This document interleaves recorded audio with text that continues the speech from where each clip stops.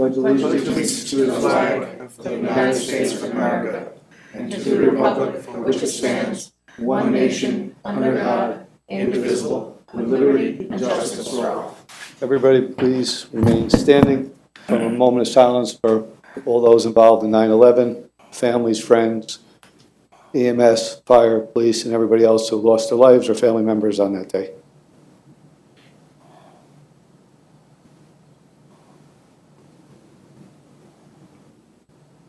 Thank you. Jeff Renahan, First Ward. Bill Carlos, Second Ward. Jessica Lopez, Third Ward. Michael Safone, Fourth Ward. Matthew Oliver, Fifth Ward. Ann Schurshin, Sixth Ward. Alicia Salvatore, Town Clerk. John Basil, Town Supervisor, and Jim Nelson. I didn't see you come in, Jim. We have two things on our committee of the whole tonight. One's a discussion on a project on 819 Main Street. The second presentation is an apprentice program through the unions. Discussion number 1, 819 Main Street. It's all yours.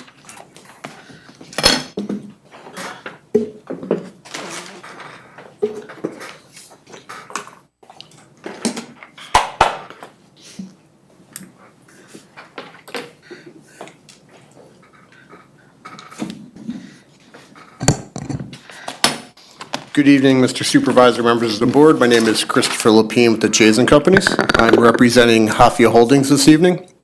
Hafia Holdings is before the planning board on a proposed mixed-use project located on a 0.51 acre site located in the Arlington Town Center District along Main Street. It's adjacent to the Valero property. It formerly housed a former auto body shop. And a number of years ago, the roof collapsed on the building that was there, and it has since been cleaned up. This proposed project involves a 3-story building with 12 residential units on the second and third floor, and approximately 4,300 square feet of commercial space on the first floor. Parking would be adjacent to Main Street.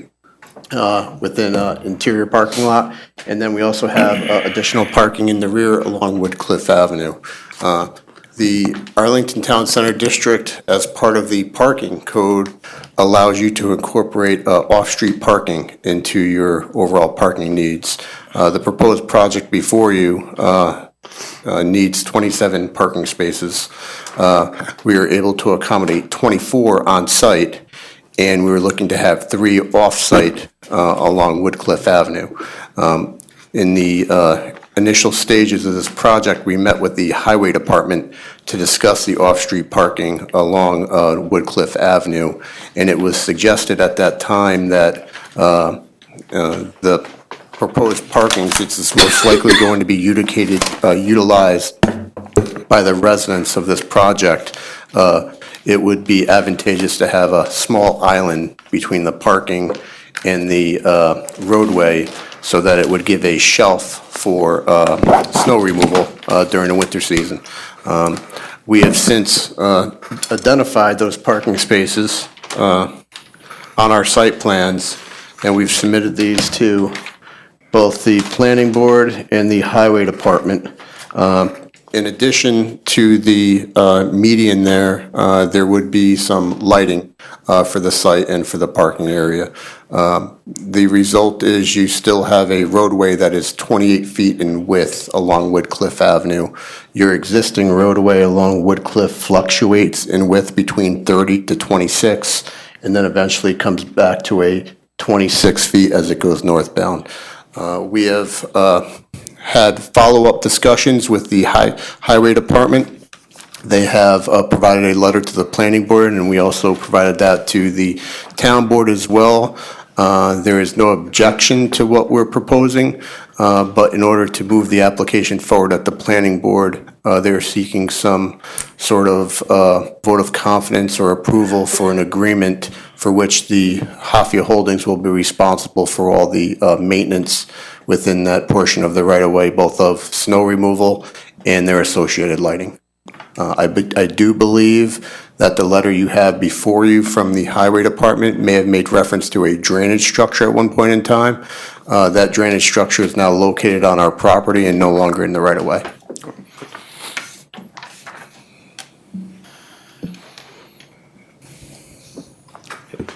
You are correct. So basically, you want to use a section of the right-of-way to create 3 parking places, if I'm reading this right. And then you're going to have a median with lighting on it, and this is showing trees Correct.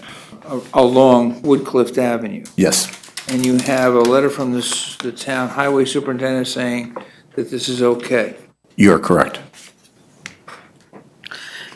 Is this density allowed under the zoning for the Arlington Town Center? Yes. Okay, so this is allowable, okay, because your lot size is, 0.51 acres. so a half an acre, Correct. okay. But that doesn't include the parking, too? Is the, Yeah, this includes the parking as well. as so the half acre is the, okay.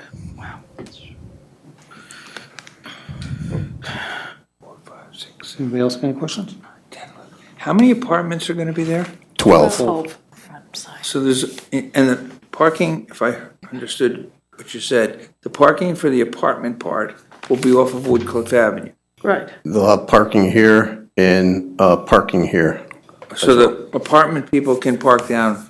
They have the opportunity, if they so desire, to park internally on a lower level here or in the rear. How many spots exist behind, including the 3? So there are 14 here and there are 13 here. So there are enough for 1 car per apartment, okay, in the back. Well, more than that, there's 12 apartments. So there's 1 extra? And Chris, there is access from down below to get into the apartments, correct? Yes. Right in the middle there. The bottom floor is commercial, though, yeah? The bottom floor is commercial. There is some, I do know there are some discussions between the building department and the architect for the project about access between the first and second floor, which I don't believe has been resolved yet, but I believe they're working on that. Well, if you're going to have parking there, they're going to have to be able to go in and go up. Correct. But, I mean, once again, they do have some parking there. So your point's valid, and they're still working out the details of that as to whether an elevator is required or not required, is what they're working on. Picture up there, right? You got a picture down there on the bottom, too. Correct. And do you have any idea what the use in the first floor is going to be yet, or you haven't reached out what kind of occupancy that's going to be? They have not been able to obtain any retailers or users for that. We are being asked by the planning board and the sewer department to put in a grease trap in the event that a food provider comes in, so that we don't disrupt the parking at a later date. So the applicant's agreed to do that. But he has not received any vendors or clientele reaching out to him for the use of the space, and they are advertising. What's the square footage again, I'm sorry, on the first floor? Approximately 4,300. And 4,800 on the second floor and 4,600 on the third floor. Correct, there's slight overhangs as they go And up. what are you asking this town board for? So the Okay to park. Oh, okay.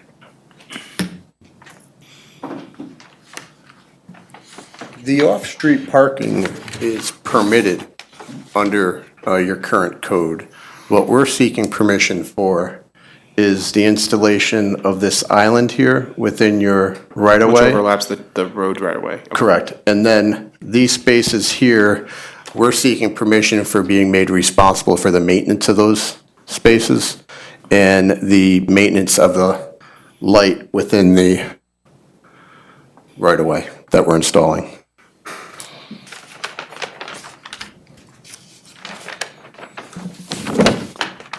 Because if it's, like I said, if they turn that into a public assembly space, that's a lot of additional cars that need parking. So it's all basically street parking, that's what you're looking at? It's off-street parking, Yeah. which is permitted. The other option, which we presented in the beginning, was the island here and the parking here. On the other side. On the other side.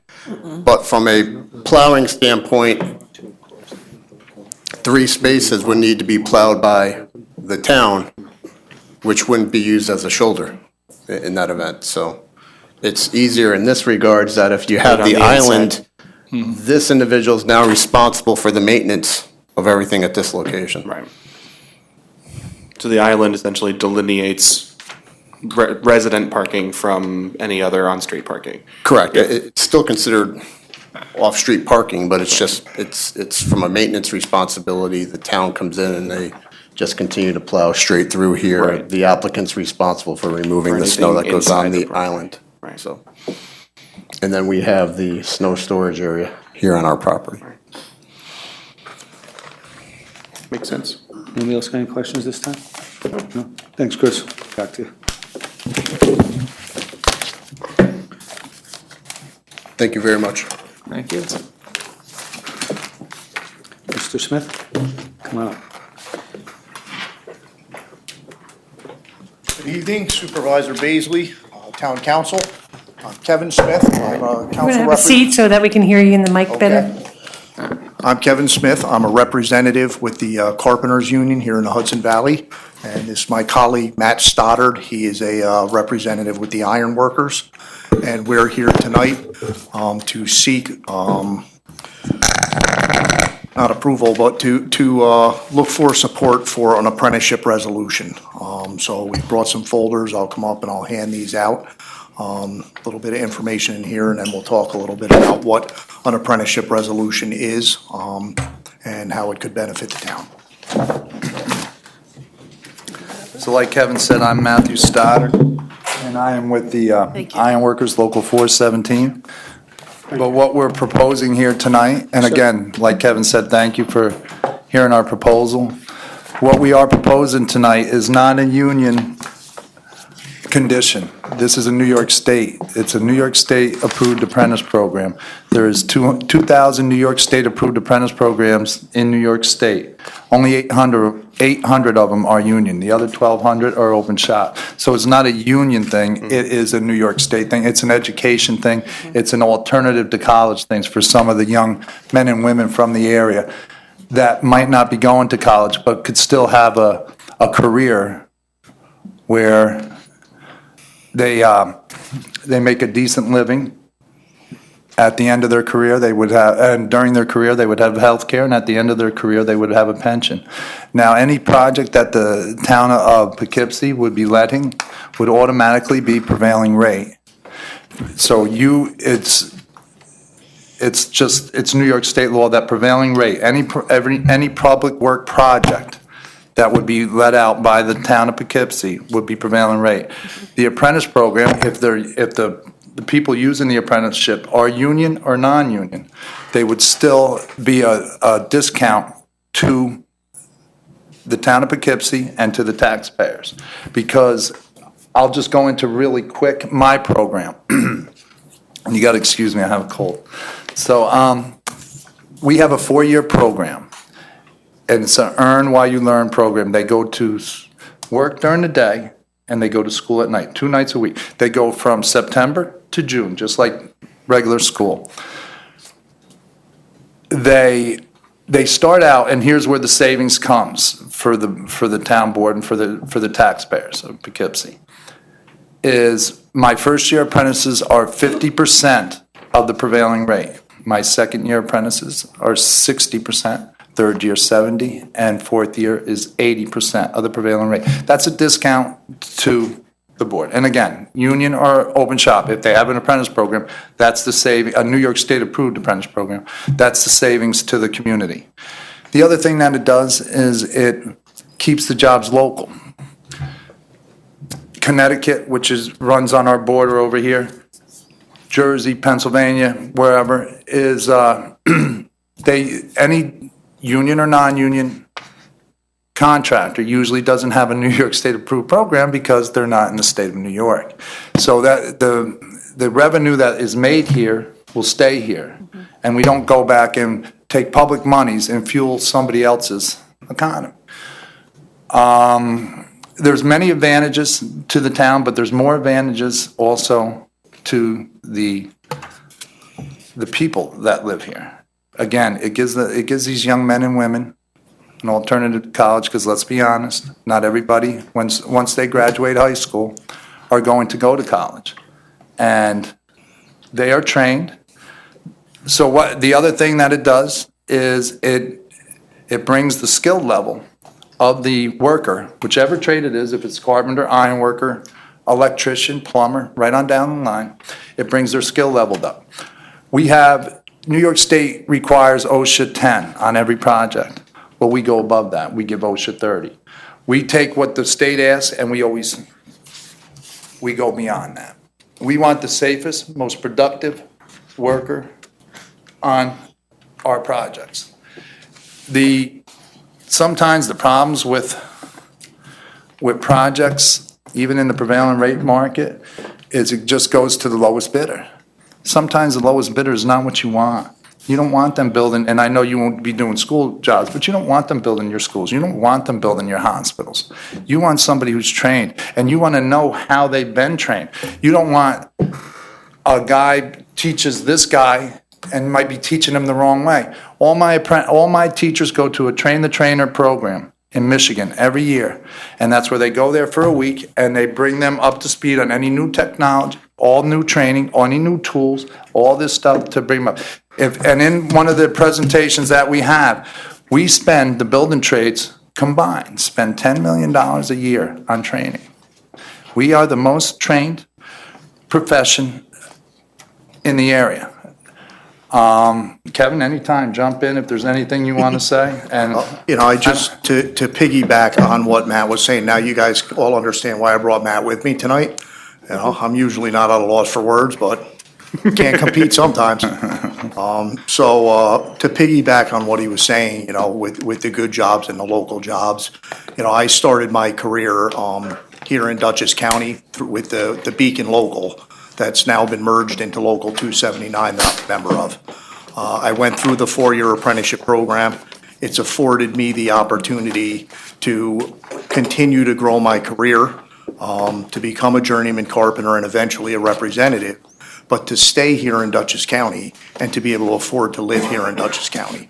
We all know that we have a much different economy than a lot of the states, particularly the states down south. And you can go to, construction jobs throughout the county and find plenty of out-of-state plates and people that are coming up. And they may support certain businesses. They have to stay in a hotel. They're going to have to eat somewhere. But at the end of the day, a good part of the money they're making is going back home to raise their families. So this gives an opportunity to have local people get the jobs, stay here, and raise their families here in the county. I grew up in the town of Poughkeepsie. I don't want to say too much about it. Jeff's got a few stories. I actually grew up right down the street from him. Bought my first house in the town. So I'm very familiar with. So I'm very familiar with the town of Poughkeepsie, and have managed to stay in the county and raise my own family here, which has been wonderful for me. Just very briefly, I'll go through what's in the packets in front of you. The first thing on the left-hand side is just kind of a bullet point. It's some of the things that we've mentioned speaking to you at this point, right off the bat with what Matt talked about as far as the exemption to prevailing rate. The only one being, to have apprentices on the job and the ability to pay them less than the full rate. So that's just bullet points. Underneath that, the blue pamphlet gets into a lot more detailed information about the building trades and our apprenticeship programs. So it's certainly more detailed than the bullet points or what we were going to talk about tonight. And then on the opposite side, on the right-hand side, is what we included in there. The top resolution is actually from the city of Poughkeepsie. That's the resolution they've passed for the apprenticeship. And then underneath that is the Dutchess County. And what the Dutchess County did was, instead of passing it as a resolution, they actually included it in their procurement. So they went directly into their procurement, and so we included those two. There are many other municipalities here in the Hudson Valley, because both of our locals cover multiple counties.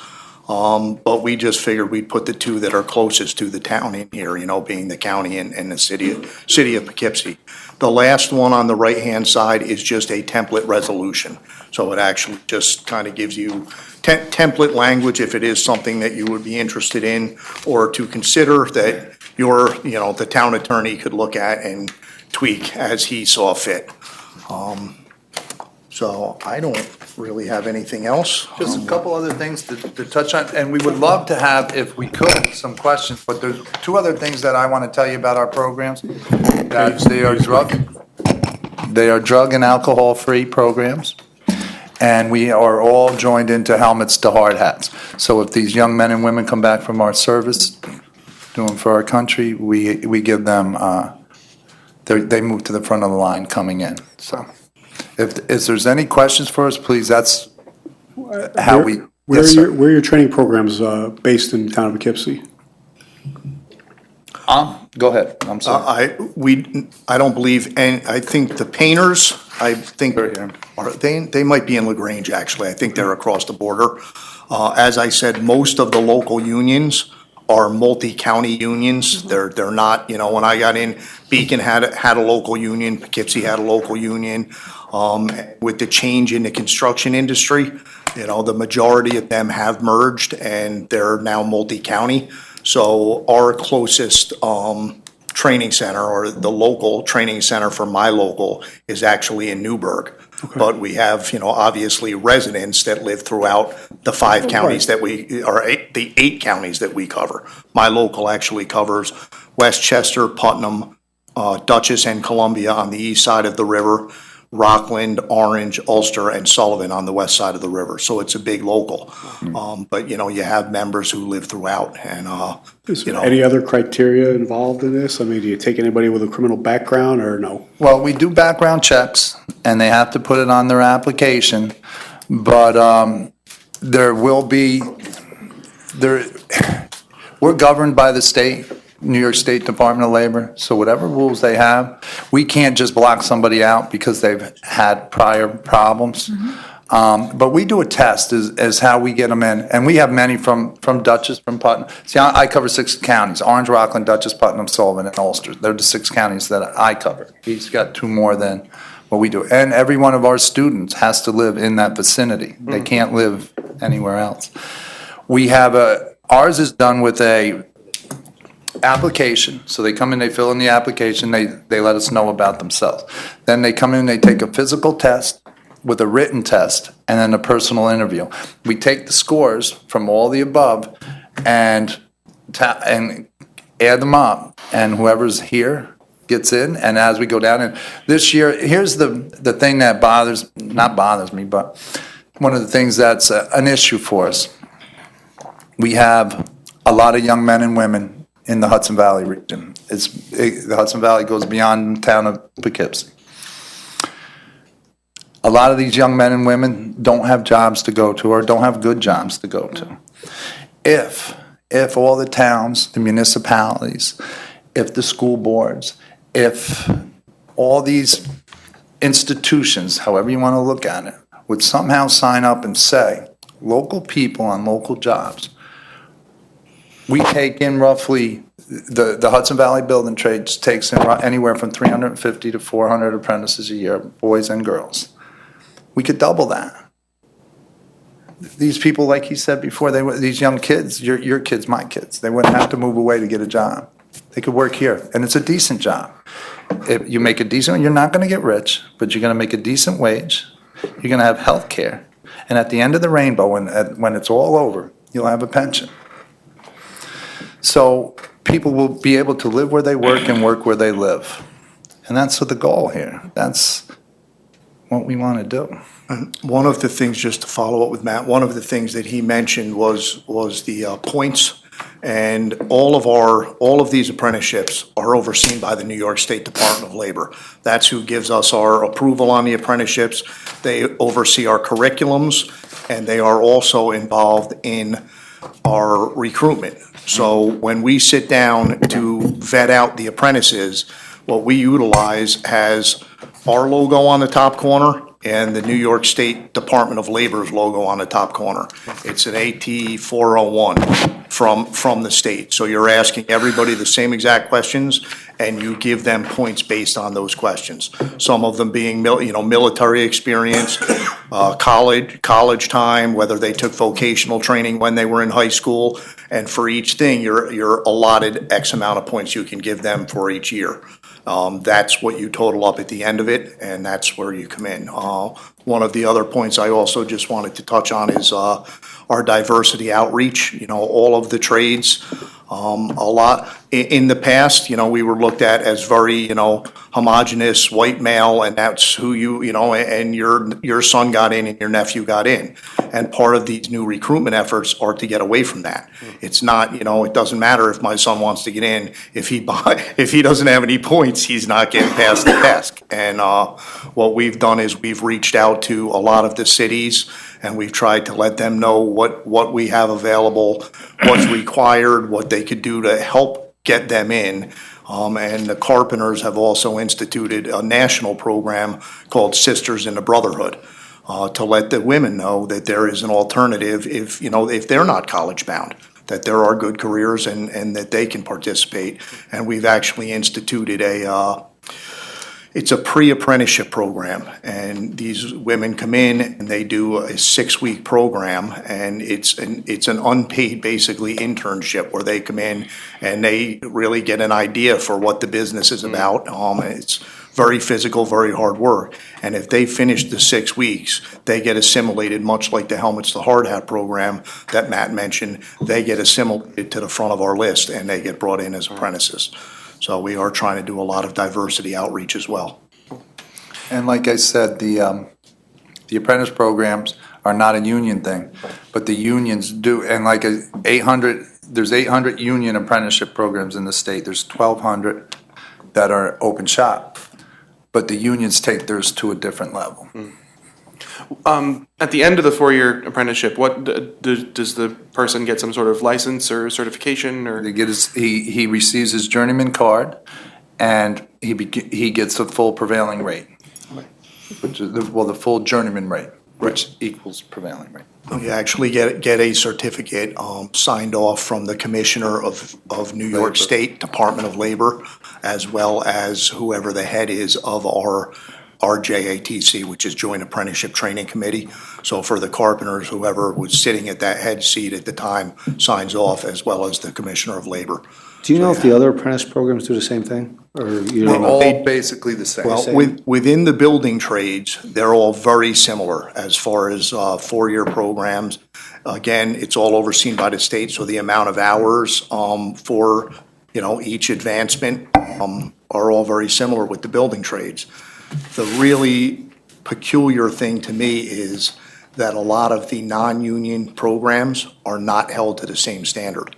They don't have the same oversight. They don't have the same requirements. They don't do the same. They don't have the same set amount of hours they have to. They don't have to control that. The state is supposed to, but they do not. And I've met with people that say, I'm a trainer for the ABC, and you say, well, okay, what's your curriculum? And it's not there. So, the enforcement's always an issue, and that's an issue on prevailing rate jobs as well. It's great to have a law in place, but if nobody's looking, when the cat's away, the mice they play. So, that is an issue with the other apprenticeship programs. But with ours, I guess maybe we're an easy target. They know where we are. They know where they come in and they look. Well, we're the gold standard, so they audit us twice a year. They come in, they talk to every student, the students have to show their pay stubs. It's called the Blue Book. They put in the amount of hours they work, because to graduate to each level of apprenticeship and to the journeyman level, they have to have a certain amount of hours. It's something like 1,500 working hours a year. So because of the building trades apprentice programs, we are the gold standards. Maybe that's why the state looks at us a little bit harder and makes sure that we're staying where we're at. I have a question about the resolution that the city of Poughkeepsie passed. I might be reading this wrong, but please explain to me. It seems as though a resolution that we would pass as the board would require any contractor who's planning to bid on a project that it looks like will go over $100,000 to have an apprenticeship program? Correct. Okay. Right. They have to have a New York State approved program. Yeah. Okay. Yes, they would have to have that. So if they want to bid on a project of that size or above, they have to be enrolled in the state's apprenticeship program. And Yes. if I can for a second, Sure. it seems to me like it's more an incentive, like not forcing them to use it. It's actually, I would see it as an incentive for development because at the moment they have to pay prevailing wage. This would be the only way they would have skilled labor available to them and get a discount on that prevailing wage. Right. Because, you know, like he said before, agree with prevailing wage or not, developers don't all love it. And this is a way to actually get the skilled labor. Yeah, I just wanted to make sure I was done in a legal reading way. it correctly, that Yeah. in order to bid on a project of a certain size, you have to be, your contractor has to be enrolled in the apprenticeship program. And this is only a project that the town of Poughkeepsie is doing. Yeah, it's That's not for anything your you're board, doing. yes, Right. correct. So for Just- example, if we decided to build A new rec center. a highway garage or a rec center, Or- Rec Or center, something. and then please. it goes out Yes. to, and it goes out to Sorry, Mike. bid, Yes. and a Everybody- contractor from Connecticut has the lowest price, and he comes and take it, he has to pay the prevailing wage, I understand that. And now, his apprenticeship, he's required to have the apprenticeship program, and this is it, this is what they're gonna pay them. Usually the contractor from Connecticut is not gonna have a New York State approved apprentice program. Okay, I don't know who's got what. What I'm trying to get in my head is, Yes, sir. we're going to say that if you're gonna build a building You have for to the be- town of Poughkeepsie, we know under the law we have to pay the prevailing wage. And when we pass this resolution, we're gonna say to you, the vendor, you have to have an apprenticeship program, and this is the one you have to have. The New York State one, yes, sir. And is it easily accessible and it's an easy program to opt in as a business owner or as the town? Yeah, well, it's something that you can't just get in and get out of. Right. And there's a reason for that. The state monitors that because they don't want, people just jumping in, oh, let me have it, let me get rid of it now, I don't need it. So you have to have it for a certain amount of time, and you have to have a graduation ratio. Because the people that are cheating, they sometimes have apprentice programs, and they haven't graduated anybody in 8 years. So they're scamming the system a little bit, so. I have another question then. Yes, ma'am. So now, if we give pilot programs sometimes, we give a pilot program that's considered state funding, and then that's subject to prevailing wage. So then that would fall into the category of, we would then be forcing people that we give pilot programs to use this? I don't believe so. I mean, if you read this, it's pretty particular that it says, you know, town buildings, you know, anything the town builds, anything the town renovates, anything, that would be a private entity that's getting a town benefit on the side. I just know that has been you know. Oh, you that- mean like the It also IDA? says anticipated value in excess of. What the state was trying to pass a program, I don't think it passed, where any state money that came Right. down. they Would have trigger to- prevailing would have rate. to use- That's Oh, correct. yeah, I don't the think it- definition of public works, but that didn't pass, Yeah, so. yeah. Right. No. So this would only be direct Right. town, you know, again, rec center. I know that's something I've spoken to Jay about several times over the years, that Me too. you guys would love, you know, really like to get that moving forward, you know, so it would be a project like that, or, you know, if your lovely courthouse over here had to get a little renovation work or something, you know. Got it. If Okay. and the dollar amount in these, you know, that's up to the pleasure of the town board if you were to choose, you know. I believe the draft resolution that I handed out, I believe the number on that is 50,000, because if I'm gonna come in and ask for something, I'm gonna want it to be the lower amount, you know, that triggers it.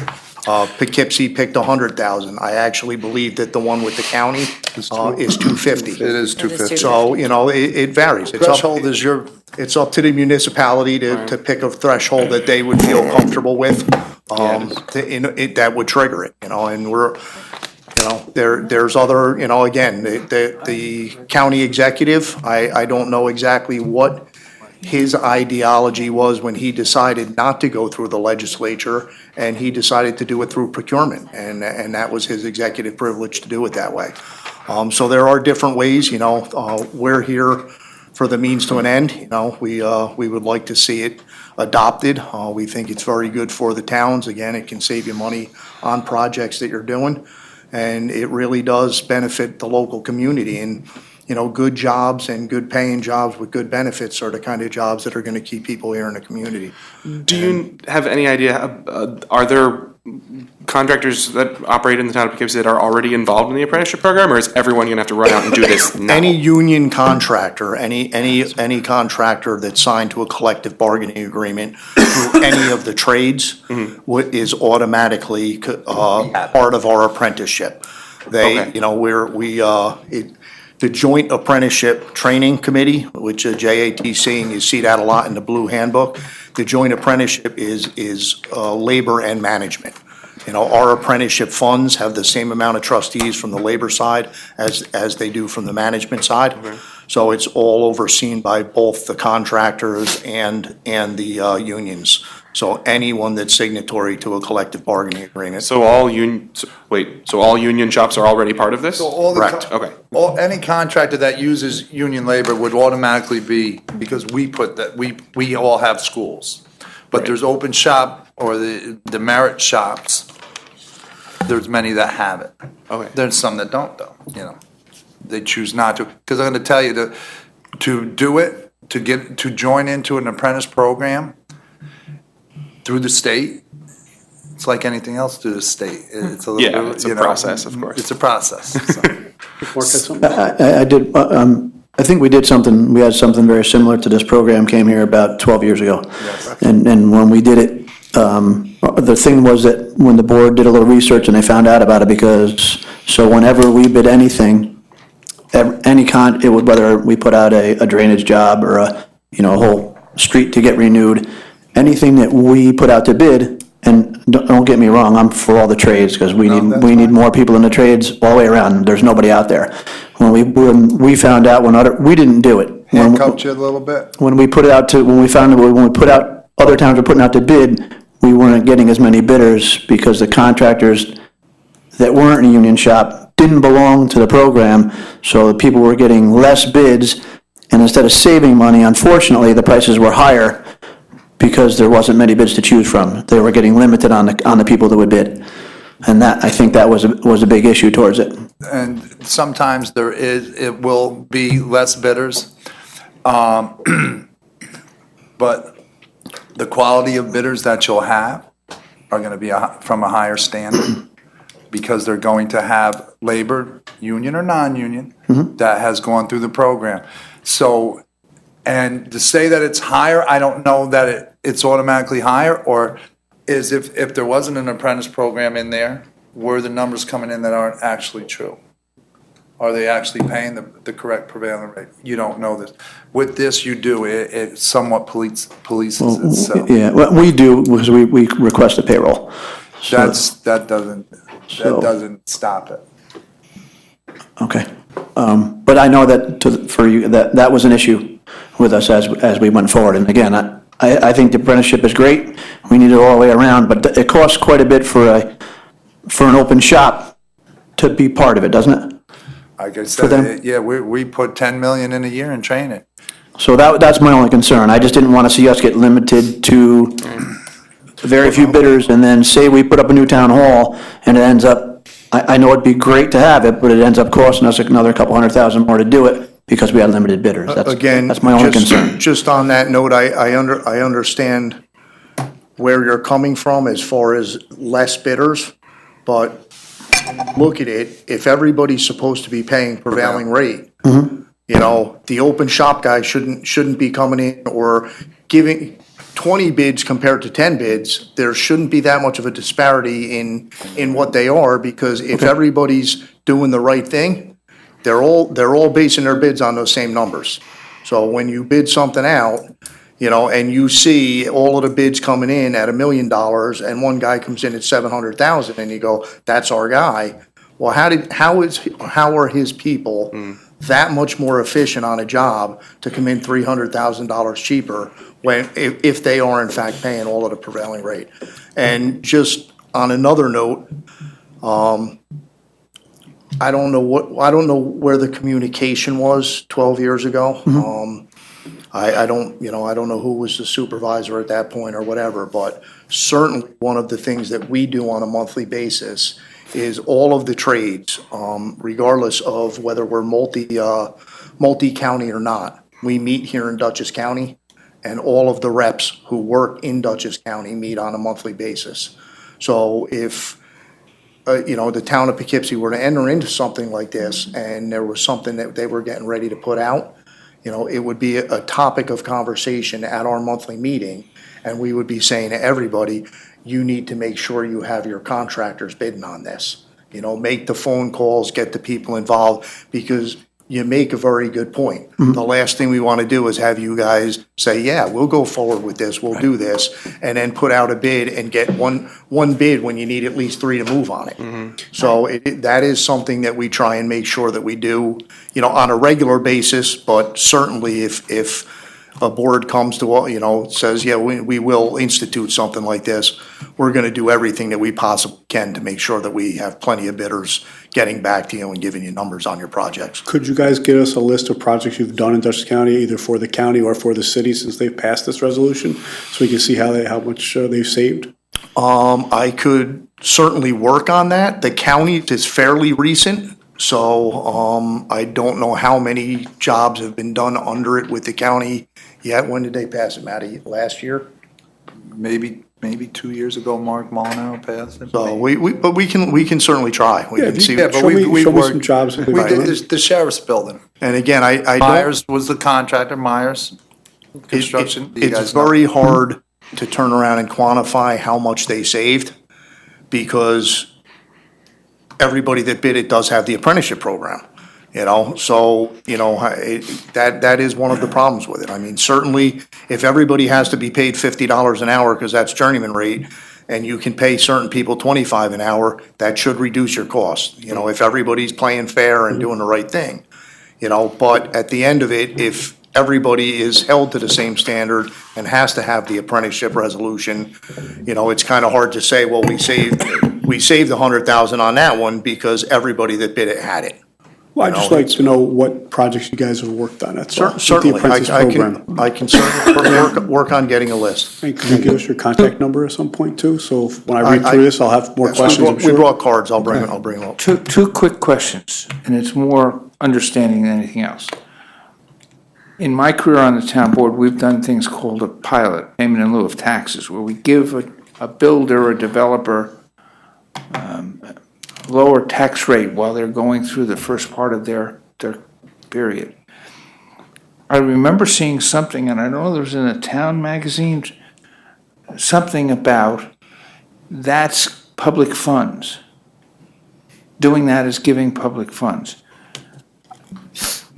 The question comes then, if we have a developer comes here and say, well, we want to fix Hudson River State Hospital, and they come and they ask, they may not, there's no requirement for them to do that. And the board agrees to that. Does that then qualify that project for prevailing wage? No, sir. Okay, so therefore, it's only something that you do for this town. Correct. So if we want to build a building, it's going to be required in that. Correct. Okay. As long as it exceeds the threshold that we set, That you guys said. 100,000 or Right. whatever the threshold is. So Correct. you're sure about that having nothing to do with? Absolutely. There was a bill up in Albany that was trying, it was called the definition of public works. And quite honestly, our contention was that that money should trigger prevailing rate for private developers. It's tax dollars. That was our contention. That bill did not pass. And even if it had passed, this apprenticeship resolution doesn't say that if the town gives a private person, that would just trigger prevailing rate for that project. It wouldn't tie them into an apprenticeship resolution in any way, shape, or form. The apprenticeship resolution is very specific to work that the town, that the municipality, whether it's this town, the county or whoever we're talking to, just specifically to your work that you'll be giving out. right, because this resolution specifically is talking about the bid process. Yeah, I see that. But I was in the electricians, it's a long time ago. I was in college, so they had a summer helper thing where I could get paid second-year money to be a helper on the jobs. And it was eye-opening for what you could do, and I could qualify to go into the steps for the union. So, and we have a whole bunch of people here that we'd like to keep here and live here and have their families here. So this thing has got a lot of good things in it. I need to make sure, we're gonna have to write our own resolution, and as part of that, council, if you could just make sure that we're not buying into something that's gonna cause us to force Well, that- that we don't want. The only concern that I had was kind of what I asked before I spoke to Mark's point, was that is it a program that's like accessible and reasonably timely and affordable for people to get into, so that we're not icing out a lot of our existing contractors and stuff that we work with, if it's not something that would be feasible for them to be able to, with reasonable, for them I to don't, opt into. as Matt said before, I don't know, first of all, I guess I don't know all of the contractors that the town works with. Right. So some of them may already be affiliated with these programs. Right. So that's some. What does it cost a contractor to be part of the program? I have no idea. I have no idea. Okay. Right. As far as a non-union or open shop contractor to get an apprenticeship program, I don't know what the state charges. The way ours are done is it is a contribution that's put in, it's part of our collectively bargained contributions. So for every hour every member works, whether it's an apprentice, a journey person, for every hour you work, there's a contribution made into part our of your dues, JATC right. program. Right. You guys do understand, though, you don't get to, by law, with the lowest responsible bidder law, you don't get to pick. You don't get to choose who the contractor is. Whoever Correct. comes in with the low number, you don't know how good, bad, or whatever. It's just, you have to take them because that's how the New York State law reads. But we don't have to accept the bids. We can throw them out. We can say that we don't want it. We But you that have to have a option. reason, right? Yeah, if we've done research before, and if we've found that there, for reasons being that we've got bad references, we But can if throw they them out. didn't, but you couldn't Right. say, True. listen, I got this guy here that's around the corner that I like. Let me get rid of these two over here. You Can't do couldn't that, No, no. of course not. No, we No, understand I that. know, that's what I'm. No, I understand that. No, but it would, you know, if a reasonable amount of contractors in the area aren't in this program, then like Mark said, it could potentially. Well, that was what the point of my question. Right. Well, all of the union shops are already in it, and Right. it seems like it would disproportionately affect the non-union shops Right. because they would have to scramble to get And involved. one other So thing. there are some local non-union contractors. I mean, I don't know how much you guys, the names pop out, but the one that, we deal with a lot is Myers General Contracting. He's out of Pleasant Valley. He's got a program. Been in this area for a very long time, and he has a program. But he's So open shop. He's not one of ours, I wouldn't doubt at all if at some point in time he's done work for the town of Poughkeepsie, he certainly would not be excluded because he's got a program. Right. So there are some local non-union guys who do have programs as well as we do, again, without knowing who the town's used and also about knowing the scope and size of the jobs you're talking about. They could either already be affiliated with an apprenticeship program, or, it could be jobs that, aren't going to be of the scope and size that are going to meet the They're trigger this, right. threshold that you guys, set if you choose to move forward. And let's go back to the sheriff's building in the city of Poughkeepsie that had the apprentice program on it. Myers was the GC. There was union and open shop contractors that both had the program. So, and we worked collectively together. I can't stress it enough. It doesn't mean union. It just means apprentice. So we're looking at it, does the local contractor have it? And we want the local contractors to have it. You're 100% correct. But it does more than that. It makes sure the local men and women from the area are on the job too. Right. So if, like Myers at the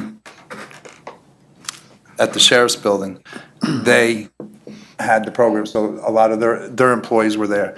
The ironworkers, the company that came in was actually from south of Albany, but he used all local guys from my 6 counties.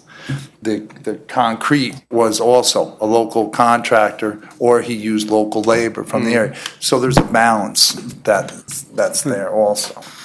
Man, why don't you guys just leave your cards and give them a couple of days? I think there'll be a lot more questions as they think this over. And they can reach out to all of you personally, and we'll see what they have to offer back. Thank you. Yeah. Thank you very much. Thank you for your time. Appreciate your time. Thanks. Thank you.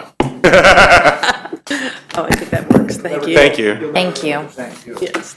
Years ago, we Thanks, had so man. many more bidders. Fix a couple things, man. You get 12. Well, I think they upgrade by the. But a lot of them don't want to really hard. I think I remember my mother moved in. And you put the furnace in. Mike Myers put the furnace in. I sold it to Mike Myers, right?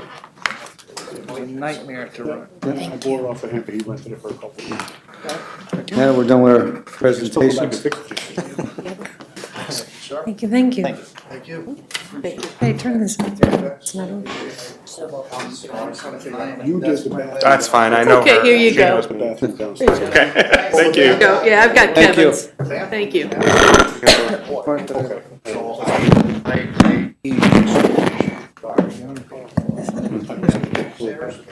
Cool. Interesting. Still pretty much. Yeah, we do. On to our committee reports. Finance Committee, Nothing to report this time. Fire Advisory. Yes, we had a meeting the other day. We formally were introduced to our new fire inspector. Some already met already. Anthony Steen there. He's doing an excellent job so far for the town, which we expected. We basically brought up some issues within the local fire districts, some concerns we had over various different topics that hopefully will be corrected. Nothing that urgent to bring up here. And then they also were mentioning obviously, Fire Prevention Week is coming up in October. And some good news out of Arlington, the fire district, the commissioners gave them more funding for fire prevention education this year. So I know they are doing about 83 hours out there in schools, 12 elementary schools and about 5 daycare centers. They increased the hours, 30 hours, which is good. They're going to basically reach out to approximately 4,000 students. I know in New Hamburg, they're basically doing about 600 students. They only really have the one elementary school and a daycare, but plus they're going to multiple businesses as well to get the word out. I would say Fairview's doing the same. I just didn't get their numbers. They weren't there for that. And then the next meeting is October 1st at 3 o'clock in the town hall. What's that? Government Operations. Nothing to report this time. Land Use and Planning. Comprehensive Plan Review Committee, as I reported last time, the RFPs have come back, and there's a subcommittee of the group who did the interviews of the 3 companies. One has been selected, and they're in the process now of going through the contract, and we're hoping that for our next regular meeting, the approval of that contract will be on the agenda. That's the company that's actually going to physically sit with the committee and write the plan that gets submitted to the town board. The other part of land use and planning, the committee met this afternoon and reviewed everything with the people in the buildings, and we're doing fine. There's really nothing that I can report other to say they're doing very well. They're busy. They are busy. Personnel. No report. Recreation. Yes, happy to announce that they've broken ground on the Overrocker Park in the renovation of that, and they're planning on being done by September 20th, with the exception of the fencing. The fencing is going to be taking a little bit longer, so that's really good news. And also, the septic has been put in at Greenville, and we're just waiting for the actual bathroom structure to arrive and be installed, so that's well on its way. And our 8th park is being done this week for the playground surfacing. And then all the 8 parks that we plan on doing this summer have been completed. And the other thing is the seniors are having a bus trip to the Vermont Country Store. It's on October 10th, and there's still space available. And September 28th is the Apple Cider Ramble out at Peach Hill, so that's always a good time. That's it. Water. Infrastructure. Water, sewer, infrastructure. Yes, we met again today. The departments are doing fine. Highway has their hands full right now, so Mark didn't show up. Franco Zani's got his hands full, and he works in sewer. Just think about that for a second. But the rest of us, we're doing fine. They are really working very hard, across the board, all three of them. And I've complimented you the last time with respect to that recycling place you have there. It's just an amazing thing. It's amazing to watch it. It's amazing. I've timed them. They emptied a car out in 1 minute. There were 6 or 7 of them, but in a minute. You can't get more efficient than that. Mark, thank you. The supervisor's report, did a fiscal stress webinar from the state today. We attended a senior center roundtable, which we've been doing every month down the senior center to discuss issues that seniors either have in the town in general or at the center or things they would like at the center. On Friday, went to Germania Festival, the Oktoberfest out here at Germania, and we welcomed Consul General David Gill from Germany was here, came to visit, and we were the representative from the county that represented him to come there. He was very pleased with what went on, and he thought it was a beautiful town. He got a chance to drive around and see what was going on. Last Friday, we had a kickoff meeting down at the Chamber of Commerce building with the state and the city. They're in the process of starting a Route 44, 55, and Route 9 interchange study to see what the possibilities is, taking the arterials and either changing them back or anything we can do to move the traffic better or to slow the traffic down and make our goal between the city and the town, I think we're on board, was to make them more walkable communities and try to eliminate what is basically the highway divide between them. The state may not have had the same opinion that we had. And the other thing is to try to do something with that mess down there at the bridge. And the bridge isn't included in the study, but I think the bridge is a major part in the study. So we will see a lot of activity. They will be going around. They will have open meetings publicly over here. You may see them at like the street fair and different things, trying to get people's views. They're coming out with a name of what it's going to be called, the study, and they'll have a chance, probably take about a year and a half to see what we can do to probably bring the north and the south end of town, the east to west, or I call it the 6 divided sections of Arlington, together of some sort to try to bring things back. I think the town and the city had a good participation. Mike Welty will be the representative down there. But we probably had 15 or 20 people from the DOT, the bridge, the state, the county, and the towns and the city down there that day. We did an infrastructure grant workshop that up at FDR the other day that Kristen Gildebrand put on, and it was attended by well over 100 people, I think, from the crowd that was up there on some of the grants that are coming out. We attended a Rotary celebration of 100 years the other night at Christo's, and they had the head of the NBA was the speaker of security of the NBA, which was a pretty intense discussion. Well, Tri-Municipal, we were 2 meetings this month. One was to discuss their capital plan, their budget, and the other one was the regular meeting. We attended a joint water board meeting, which was actually held here, and Central Hudson was in attendance, as long as our joint water board, which is half city and half town. And our discussion there, the big discussion was the cleanup of the Hudson River and the coal tar down underneath the walkway over the Hudson. I think it went well, and we're standing our ground with Central Hudson that we would prefer to see some more done.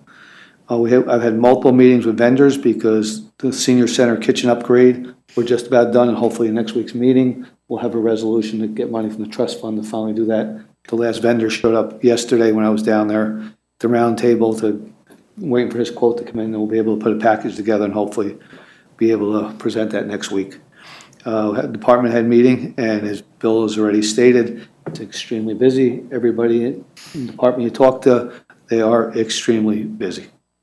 We had a Hometown Heroes meeting. We're looking to hopefully have the flags up next week.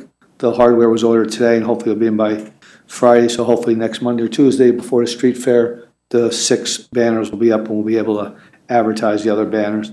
We've had multiple budget meetings with all the department heads, and we're starting our second rounds with some of them, working with Charlie and Jessica and working with that. The senior center had their final luncheon prior to their 2 weeks off.